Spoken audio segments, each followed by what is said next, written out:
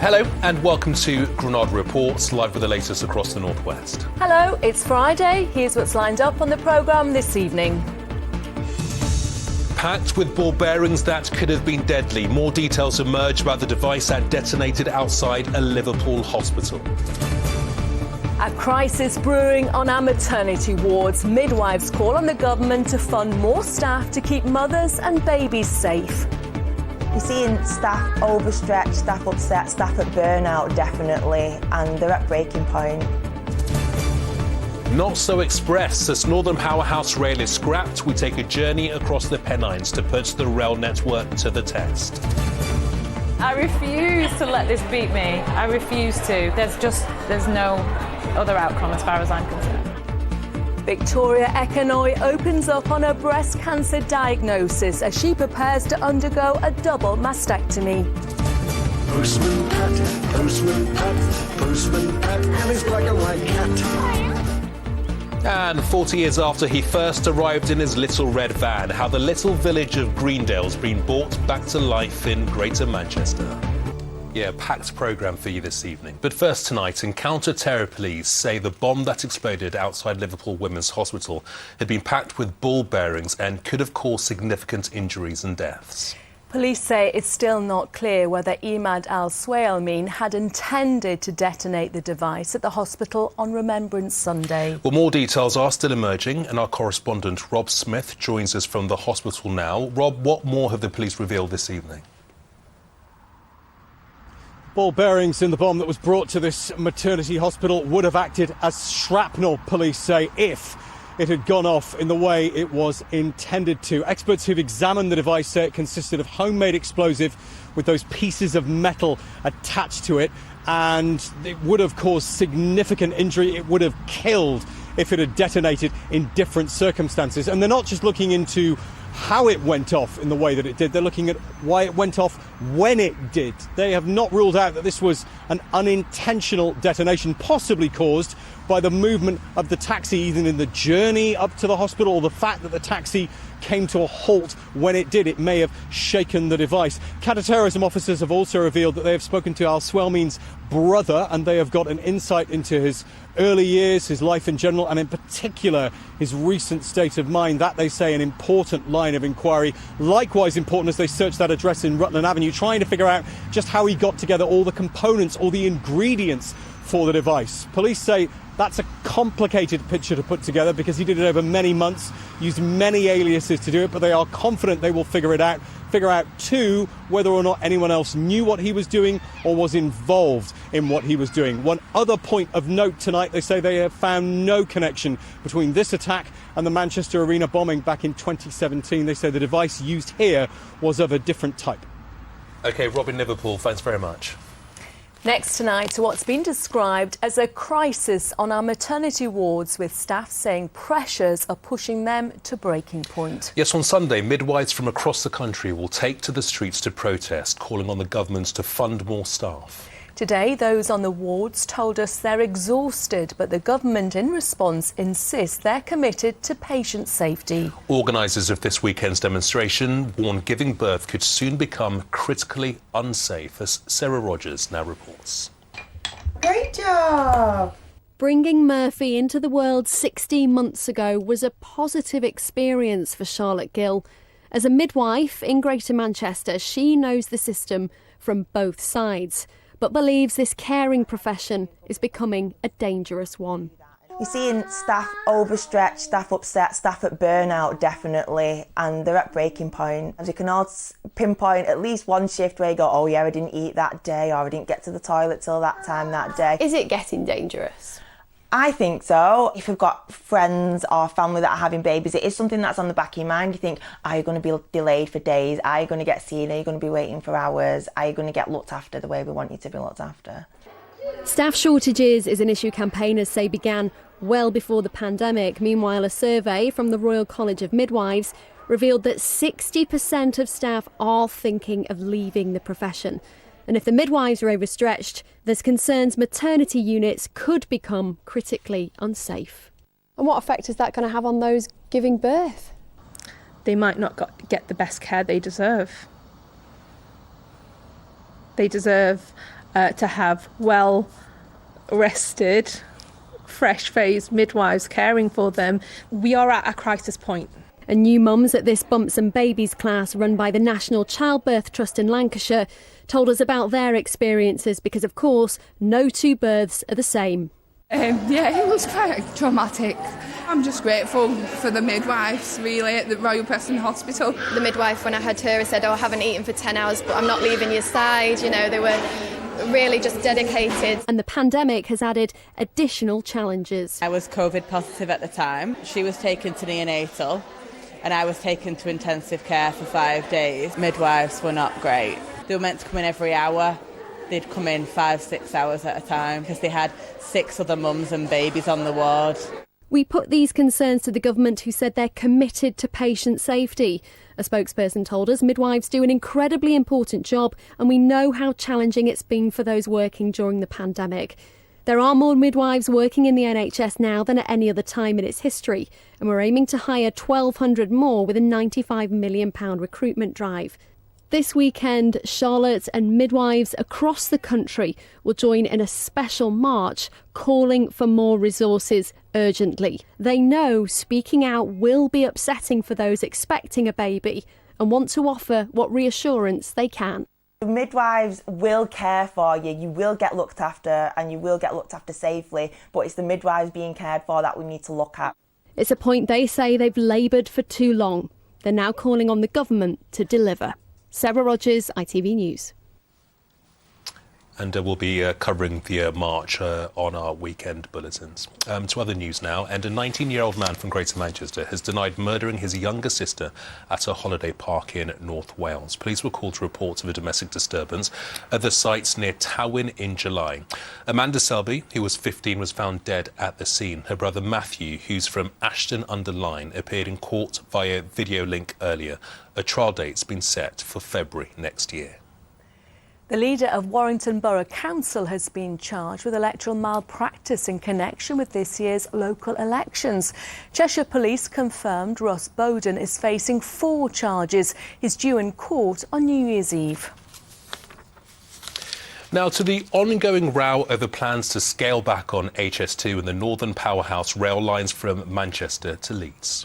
With all the political debate, it's easy to overlook the commuters going to and from work every day on a rail service they say is both expensive and unreliable. So, our reporter Andrew Fletcher joined them for the day using public transport only from our studio here in Salford to Leeds. And you may be surprised at just how long that journey took.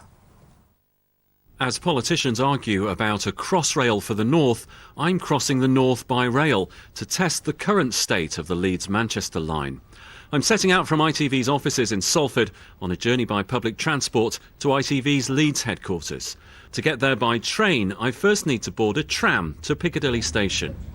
On the day, return tickets to Leeds range from £22.10 to £35.70. Depending on how long you've got. So I've arrived at Manchester Piccadilly after a 27 minutes tram ride. I've got my ticket to Leeds. I've just missed the fast train, which went at 8:30, so I'm now waiting for the 8:56. While waiting, I meet some passengers unimpressed with the North's transport deal. I think it's a north-south divide yet again, unfortunately. A lot of people suffer from Manchester. How was your journey on the Leeds to Manchester? Well, not really express, is it? Yeah, but, well, it's not an express, no, because it stops at lots of stops. But because we were in a rush, but I can imagine if you are in a rush and you're getting somewhere and you need to do a change, then it will become very stressful. It's not that much of a distance, is it really? So I think you would be quite frustrated if you were in a rush, but fine if you just got all the time in the world. They just need to make a commitment to the north. Can't have things working halfway up the country and then all slowing down when you get to the next one. The next stop will be Manchester Victoria. On board the 8:56 to Leeds, this Transpennine Express seems in no hurry to get out of Manchester. There are more than 240 trains between the two cities every day, with the 34-mile journey taking between 54 minutes and an hour and 31 minutes. Christine's travelling to see her daughter and making the most of her hour and 14 minutes on this train. It allows me to do a lot of reading, but for other people who probably need to travel to business and other reasons, it could be quicker, yes. And they're very good at making promises, but they never ever keep them. All the money goes down into London projects, Crossrail and all that. They've forgotten about the North. We're pulling into Leeds Station, but my journey's not over. A bus ride, the last leg of my trip on the North's integrated transport network. So I finally reached my destination, ITV in Leeds, after a journey by public transport that's cost £31 and taken 2 3/4 hours. If I'd driven, I would have been here an hour and a half ago. The journey by train was clean, comfortable, relaxing, but slow. And without a high-speed upgrade of the Leeds to Manchester rail line, that's how it will remain. Andrew Fletcher, ITV News in Leeds. You'd need a good book, wouldn't you? 2 3/4 hours. Yeah, it very much paints a picture of how desperate the situation is in some parts of the country. 31 quid as well to get over to Leeds. A lot of money. Not Now, impressed. the past 18 months have had an impact on all our lives, but new research reveals the real challenges of being stuck at home during the pandemic. Yes, reports found experiences vary significantly for people from different racial backgrounds. It also reveals Liverpool suffered disproportionately in a number of ways. While there was significant pain and hardship, it also showed communities supporting each other during the crisis. Our Merseyside correspondent Andy Bonner has the story. The effects of the pandemic were felt by most, but new research has confirmed how some communities already suffering from inequality were impacted much more. We had the lockdown, we had nothing, everything was shut along here, everything. And then people who had money in the North End and whatever could go into restaurants in town and have a nice big slap-up meal and stuff. The highlight of the day for someone around here was basically to go to a supermarket. And to be honest with you, there's a lot of people who couldn't even afford to do that. The report says the impact of the pandemic on the Liverpool City region has been disproportionately significant for people in racially minoritised groups. And it says it has magnified inequalities which already existed and were rooted in structural racism and in the legacies of austerity and economic decline. People have suffered a lot. These GPs told me COVID exposed the improvements needed in health and social care for minority ethnic people. A lot of disadvantage in terms of socially people couldn't meet up. Right from a small aspect, children, the mental effect on the children, especially young kids. It was closed down, everything was like people not able to see each other. And I think the mental aspect, I would say, definitely it has affected people. The study looked at the effects of staying at home and the idea of belonging.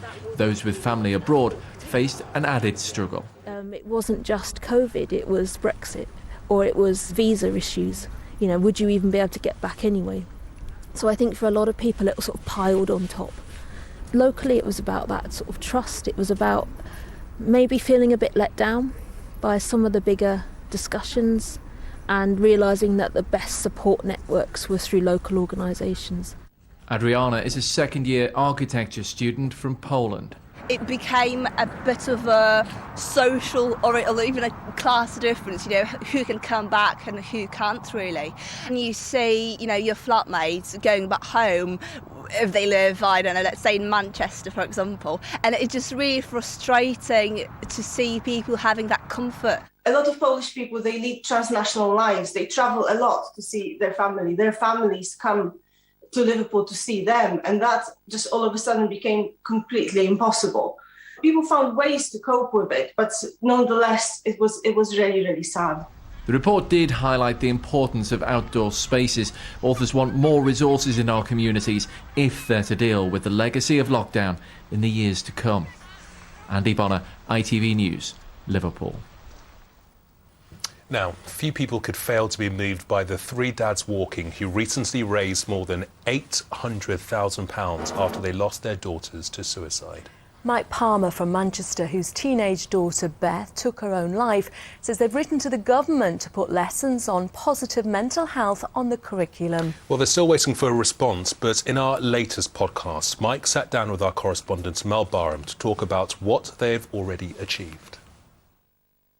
We never saw this going as big as it has become. We were wanted to raise £3,000 each, and we wanted to raise awareness. We wanted to start people talking about suicide, because we absolutely believe it'll save lives.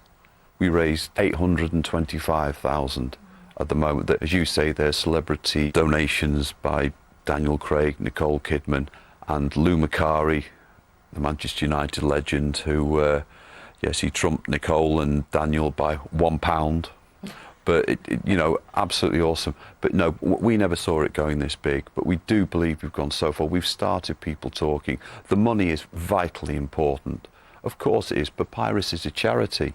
It costs Papyrus £5 for every call, free phone call they provide. But also we want people to start talking with their young people, asking close questions. Are you thinking of suicide?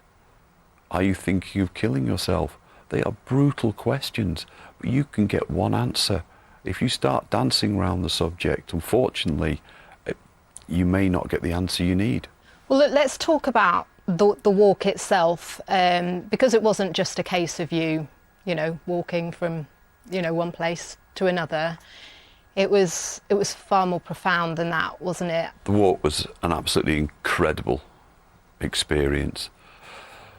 21 miles a day, okay, it's not the biggest challenge in the world, but we were carried by the kindness of people, the people we met, the people who came to us telling their own heartbreaking, hard stories, about suicide, losing their children, some decades ago, some so recent, but we were honoured to listen to these stories, and the miles went away. They just ticked away. We rarely walked alone. All three of you, Andy, Tim and you, have written this open letter to the Prime Minister. Tell us what you're calling for. We've written a letter to the Prime Minister. We've not received a reply yet. We believe there should be more awareness in schools. It's a difficult subject. It's a very, very difficult subject. I know a lot of schools will shy away. As soon as they hear the word suicide, they will push back. But we need awareness. Young people need to know where to go if they are feeling suicidal. Teachers need to know what to do if they spot signs. 200 school children a year take their own lives. It has to stop. It needs to be dealt with. It needs to be talked about.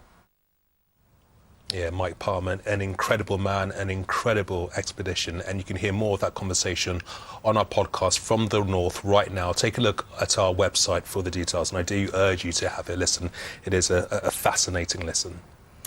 Yes, now we're catching up with actress Victoria Ekanoye, who is best known for playing Angie in Coronation Street, as she's about to undergo a double mastectomy. Yeah, Victoria discovered a lump while breastfeeding her 10-month-old son Theodore, but the procedure is complicated further, as she also has sickle cell disease. How is this for courage, though? Last night she held an event to raise funds for Prevent Cancer and Sickle Cell charities.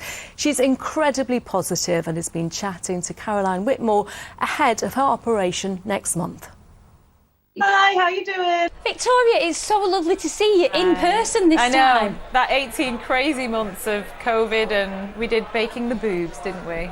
We did do Baking the Boobs, and you, back then, you spoke very openly about your mum and your auntie's diagnosis. I was so sad to hear the news about your diagnosis. It's been a lot, I'm not going to lie. We're all very taking the wind out of our sails a little bit. I feel lucky because it could have been at a point where I was facing not being around for my baby boy, which is not something you ever want to even think about. 6 months into breastfeeding him, I found a lump. Went for a first and second opinion, and they thought it was fine. I just wasn't willing to let it go. I don't know, maybe it's the stubborn Ekanoye in me. I went for a third opinion, and thankfully the NHS, they've got an amazing process called the One-Stop Breast Clinic. Just deciding to have this bilateral mastectomy instead of a single mastectomy, because I don't want to look over my shoulder for the rest of my life. I have sickle cell, and it just complicates the entire process. The operation is going to take 3 to 4 hours. They will have to remove all my blood and replace it with non-sickle blood. Surgery date is set for the 17th of December. I'm the 9th person in my family to have cancer, the 5th person to have breast cancer, and we don't, as it seems, have the gene. Just remember you're loved. I refuse to let this beat me. When I walked through the door, it felt a real celebration. It's called Victoria's Bye Bye Boobies fundraiser. The girls have served me well, they fed my son, and I cannot be more grateful. I'm just so proud of her. Like, I don't want to get emotional, but it's a massive thing what she's doing tonight. She can raise awareness for a lot of women like her. So brave, because it's still so raw for her. I can't imagine what she's going through and how strong she's being, and thinking about others, even in this scenario. When it's happening to her, she's still thinking about raising money for others, and I think that's really commendable. We've seen you acting, we've seen you singing. When all this is over, because it will be over, have you got any plans? I have lots of plans. And I know people say this all the time. I knew you would have plans. They say it all the time, but I can't say exactly. I have filmed a little something that will be out at the end of January, so at least there's that. So whilst I'm recovering, I'll be watching that, which is great. The strength and your power. Tonight is a celebration. It's not about crying, although I have 3 times already, because my family came. Made it real. I'm just glad that everybody's here. And so many people in the world will have been affected by this. Men as well. Oh my God, men, check your breasts too. Check everything. This is a celebration of life, and just kick cancer's backside. Now, finally, it is 40 years since everyone's favourite postman first appeared on our screens. Yes, we're talking about Postman Pat, of course, and his black and white cat. Set in the fictional village of Greendale in Cumbria, and was brought to life by the Altrincham-based animators McKinnon and Saunders. Now the props and sets, including his little red van, will go on display in Greater Manchester. And just as the day was dawning, we sent Tim Scott for a look. Oh, that's the lot then, Jess. Off we go. Postman Pat has been described as the crown jewels of children's television, and now you can see the sets and the characters for real in this amazing exhibition at Sale's Waterside Arts Centre. Whether you're a kid now or this was part of your childhood, this kind of work leaves a sort of lasting impression on people, and that's part of why we love to bring it to audiences. The sheer craft and attention to detail on display here is absolutely stunning, and this Postman Pat exhibition is a real testament to the hard work and talent of Greater Manchester's animation industry down the years. Manchester's known for its music, in a way, and football, but animation is that other thing that we're renowned for that's maybe a little less celebrated. And it's incredible to think that all of this stuff on display here nearly didn't make it. Kept in storage for years, it was about to be thrown away and incinerated before animator Peter Saunders alerted Trafford Council, who quickly saved the lot. These things are iconic. This series is iconic just as much as Wind in the Willows is, and Winnie the Pooh, and the thought that everything was going to be set on fire and thousands and thousands of hours of just brilliant creative work destroyed, made my blood run cold. Postman Pat, can you guess what's in his bag? The Postman Pat Welcome to Greendale exhibition runs at the Waterside Arts Centre until the 8th of January. Tim Scott, ITV News, Sale. Tim had the best job of the day, I think. He enjoyed it on that set. I can't believe somebody was going to throw them away. It's somebody's labour of love. Anyway, now for the weather. Here's Emma. Now that is brew weather. And only boiling what she needs. United Utilities sponsors ITV Granada weather. Big up you, sis. Hello there, very good evening to you, and I hope you've had a super Friday. The weekend is here. This morning it was peak viewing for the full beaver moon. There was also a partial lunar eclipse, but many parts of the UK could not see that. What was very visible, though, was the sunshine today, and certainly across the region, many parts of us had a lovely day, very usable sort of weather, and it continues that way over the weekend. However, a significant change is afoot, and I shall tell you why. So today we mostly had high pressure in charge, and we were in this warm sector across the UK there and our part of the world. But high pressure is now developing out to the west, and that's going to squeeze this cold front southwards over the next 12 to 24 hours. Then the colder air tucks in, and then we are, of course, in this significantly cooler air mass. Temperatures drop by about 5 degrees over the weekend, but return to where they should be really for the time of year. Well, they would. So over the next few hours, if we just rewind a little, cloud continues to increase during the small hours of the morning. Temperatures still holding up well. The winds start to ease a little bit from what they were like today, although still a little bit breezy through the Irish Sea there. Bit of mist and fog over the tops of the hills as that cloud base drops. But this is the last of the warmer nights that we're going to have. We start to talk frosts after tonight. Well, we would too. Sun's up tomorrow at 7:46. It's quite a cloudy start to Saturday, but some brighter breaks developing. Then it's all eyes on the northwest really as cloud begins to thicken ahead of that cold front. Light rain and drizzle dropping southwards on that, making steady progress into the region. Temperatures still holding up ahead of it. That continues to push southwards, getting patchier the further south it gets, clearing up behind it. Then on Sunday we're in a direct northerly airflow. It'll be much fresher, breezier and brighter. Bye-bye. United Utilities sponsors ITV Granada weather. 2 sugars, please. Oh, lovely. I've never heard of the beaver moon. Thanks, Emma. And that's all from us this Friday evening. Yeah, thanks for your company. And as ever, we will see you next week. I'm back with the late news. But for now, from all the team here, have a great weekend. Bye-bye.